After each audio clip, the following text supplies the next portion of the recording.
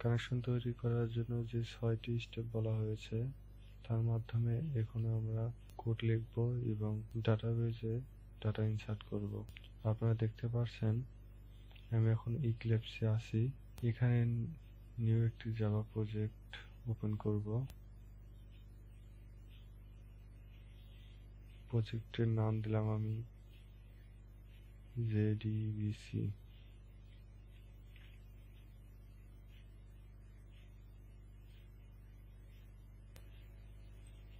এটা আমাদের project, Java project. এর ভিতরে যাব, এখান থেকে আমরা ক্লাস এবং প্যাকেজ তৈরি করে নেব। প্যাকেজ তৈরি করার ক্ষেত্রে বিপরীত দিক থেকে লিখতে হয়, অর্থাৎ আমার নাম পল্লব কুমার, এখানে দিতে হবে কুমার ডট পল্লব ডট, যেহেতু একটি প্যাকেজ সেজন্য আমরা এটি মেইন প্যাকেজ হিসেবে ধরলাম, মেইন। এবং নেম আমরা যে কোনো একটা দিতে পারি, যেহেতু আমরা এখানে ডাটা ইনসার্ট করব সেটা আমরা ইনসার্ট দিলাম।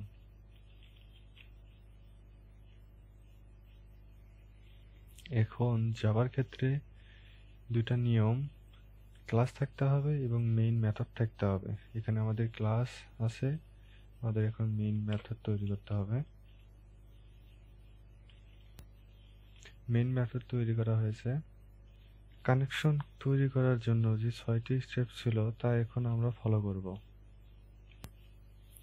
প্রথম স্টেপ ছিল class load and register driver. Driver load করব। লোড করার জন্য ফর নেম মেথড প্রয়োজন, যা আছে ক্লাসের ভিতরে। সো আমরা ক্লাস দিয়ে দিলাম।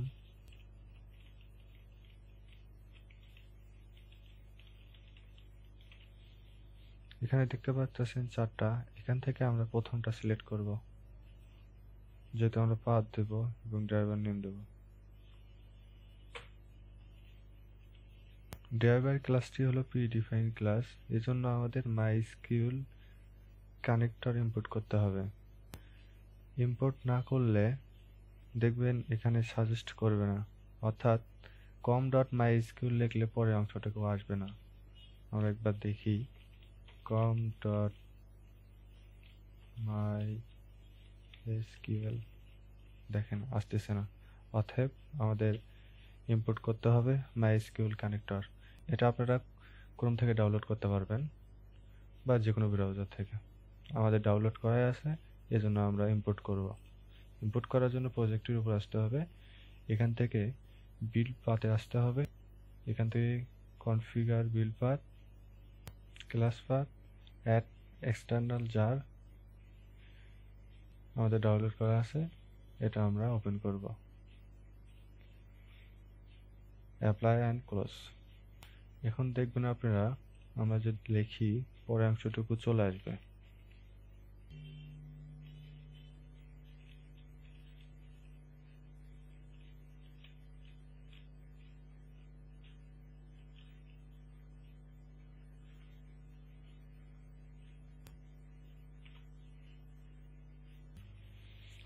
এটা যেহেতু স্ট্রিং, এজন্য আমরা ইনভার্টেড কমার ভিতরে রাখবো।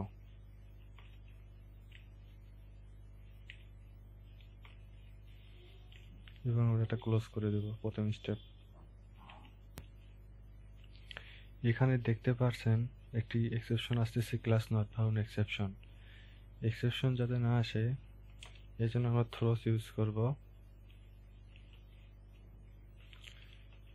এখানে শুধু এক্সেপশন লিখতে পারেন, এক্সেপশনটা হলো প্যারেন্ট যার ভিতরে সব ধরনের এক্সেপশন আছে।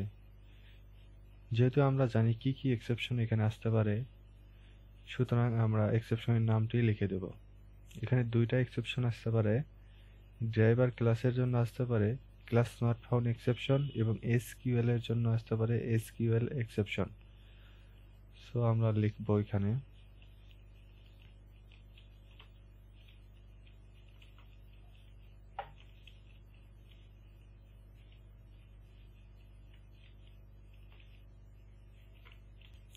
দেখছেন আর এক্সেপশনটা নেই।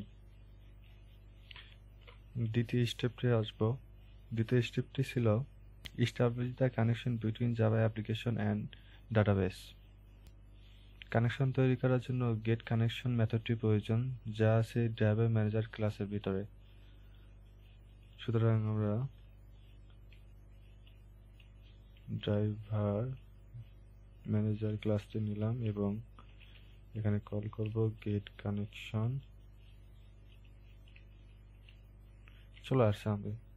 দেখেন এখানে তিনটা আসতেছে, এখান থেকে আমরা 3 নাম্বারটা নেব, কারণ এখানে 3টা প্যারামিটার আছে, যার ভিতরে ইউআরএল, ইউজার নেম এবং পাসওয়ার্ড থাকবে।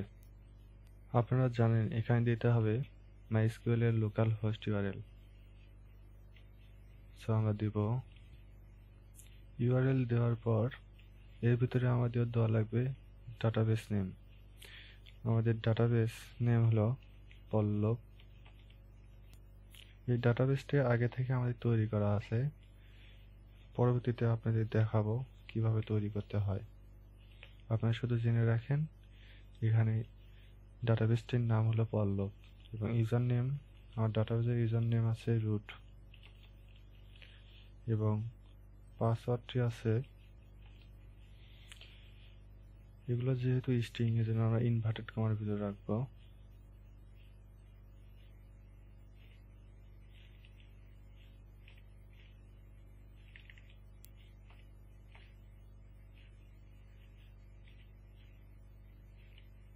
এবং 2 নম্বর স্টেপটি ক্লোজ করব। এখন আমরা 3 নম্বর স্টেপে যাব। 3 নম্বর স্টেপটি হলো ক্রিয়েট স্টেটমেন্ট। 3 ধরনের স্টেটমেন্ট আছে আপনারা জানেন, আমরা এখানে প্রিপেয়ার্ড স্টেটমেন্টটা ব্যবহার করব। প্রিপেয়ার্ড স্টেটমেন্ট ক্রিয়েট করার জন্য আমাদের প্রয়োজন প্রিপেয়ার্ড স্টেটমেন্ট মেথড, যা আছে কানেকশনের ভিতরে। এই জন্য আমাদের কানেকশনের একটি রেফারেন্স ভেরিয়েবল প্রয়োজন। আমরা এখানে দেখতে পাচ্ছি গেট কানেকশন রিটার্ন করে কানেকশন এবং এটি আছে ড্রাইভার ম্যানেজারের ভিতরে, এই জন্য আমরা ড্রাইভার ম্যানেজার দিয়েছি। তো আমরা একটা রিটার্ন করব।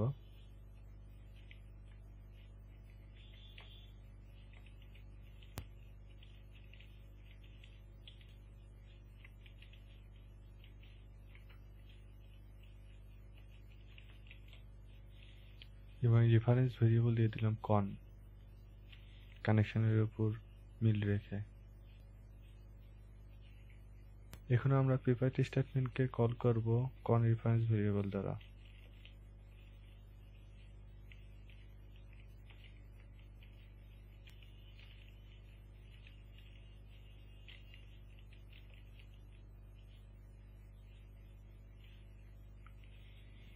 এখান থেকে আমরা প্রথমটা নিব এবং এর ভিতরে আমরা লিখব কোন টেবিলের ভিতরে আমরা ভ্যালু ইনসার্ট করতে চাই, অর্থাৎ পল্লব ডাটাবেজের কোন টেবিলের ভিতরে আমরা ভ্যালু ইনসার্ট করব। এখানে পল্লব ডাটাবেজের ভিতরে পিইউপিসি নামে একটি টেবিল আছে, তার ভিতরে আমরা ডাটা ইনসার্ট করব এবং এখানে ভ্যালু দিয়ে দেব।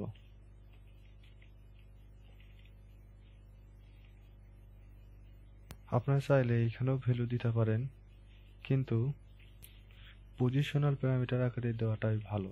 পজিশনটা আমরা ক্রিয়েট করে রাখতেছি। আমরা 3টা পজিশনাল প্যারামিটার করে রাখলাম এবং এটা ক্লোজ করলাম। প্রিপেয়ার্ড স্টেটমেন্ট রিটার্ন করে প্রিপেয়ার্ড স্টেটমেন্ট, সো আমরা রিটার্ন করে দেব।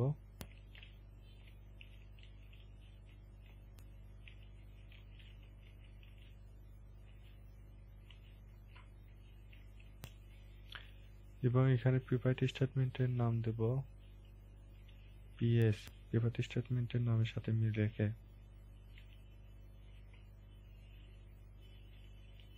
এখন আমরা প্রিপেয়ার্ড স্টেটমেন্টের রেফারেন্স ভেরিয়েবল দ্বারা কল করব সেট স্ট্রিং কে।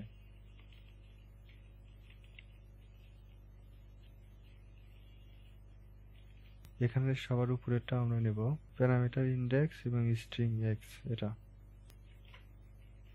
প্যারামিটার ইন্ডেক্স বলতে বোঝায় কত নাম্বার, অর্থাৎ 1 2 3।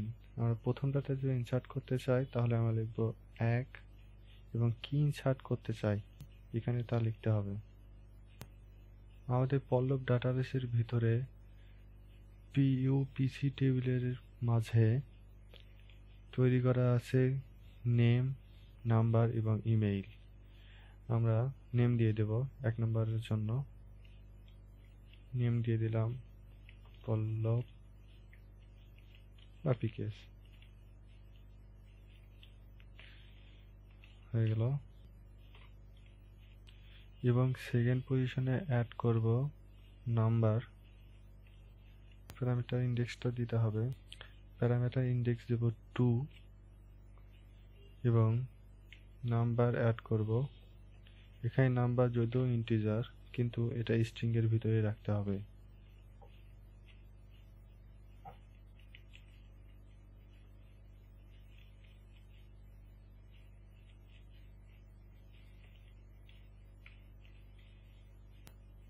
তারপর অ্যাড করব ইমেইল। প্যারামিটার ইন্ডেক্স হলো 3।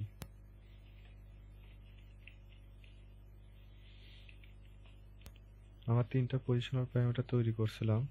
3টা পজিশনাল প্যারামিটারের ভ্যালু দেওয়া হয়েছে, অর্থাৎ এর মাধ্যমে আমাদের 3য় নাম্বার স্টেপটি ক্লোজ হয়ে গেল। এখন যাব আমরা 4 নাম্বার স্টেপে। 4 নাম্বার স্টেপটি ছিল send and execute SQL query. এটির 2টা পার্ট ছিল, ইনসার্ট, আপডেট অ্যান্ড ডিলিটের জন্য একটি এবং সিলেক্টের জন্য একটি। আমরা যেহেতু এখানে ইনসার্ট করব, তার জন্য আমাদের এক্সিকিউট আপডেট মেথডটি প্রয়োজন, যা আছে প্রিপারেট স্টেটমেন্টের ভিতরে। অর্থাৎ 4 নাম্বার স্টেপে আমরা প্রিপারেট স্টেটমেন্টের রেফারেন্স ভেরিয়েবল দ্বারা এক্সিকিউট আপডেট মেথডটিকে কল করব।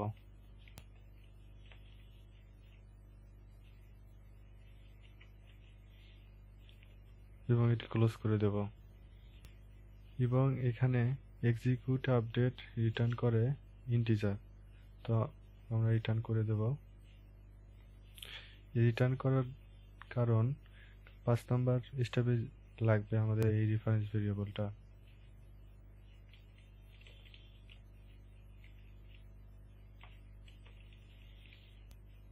এবং এখানে রেফারেন্স ভেরিয়েবল দেব ইউ, নামের সাথে মিলে রেখে। আমাদের 4 নাম্বার স্টেপ শেষ। এখন আমরা 5 নাম্বার স্টেপে যাব। 5 নাম্বার স্টেপটি ছিল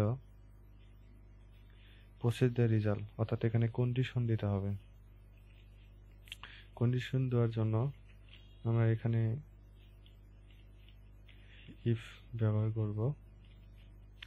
এখানে কন্ডিশনটি হবে ইউ যদি 0 থেকে বড় হয়, তাহলে আমাদের শো করবে ইনসার্ট সাকসেসফুল।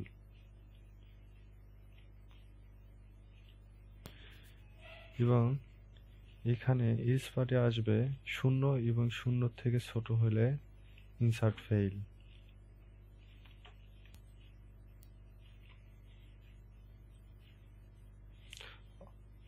অর্থাৎ এখানে যদি সঠিকভাবে ইনসার্ট হয়, তাহলে এখানে 0 থেকে অবশ্যই বড় কিছু আসবে।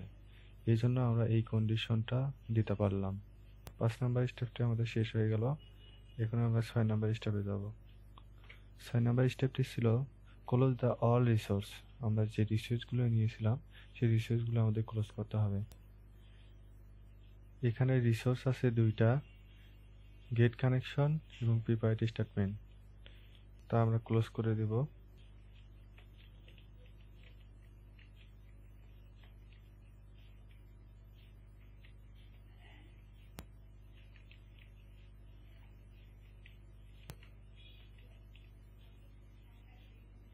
আমাদের 6টি স্টেপ শেষ। যখন আমরা কোডটি রান করব, তখন আমরা দেখতে পাবো পল্লব ডাটাবেজের পিইউসি টেবিলের ভিতরে এই ডাটাগুলো ইনসার্ট হয়েছে। কোড রান করার আগে আমরা একবার দেখব কিভাবে ডাটাবেস তৈরি করতে হয়।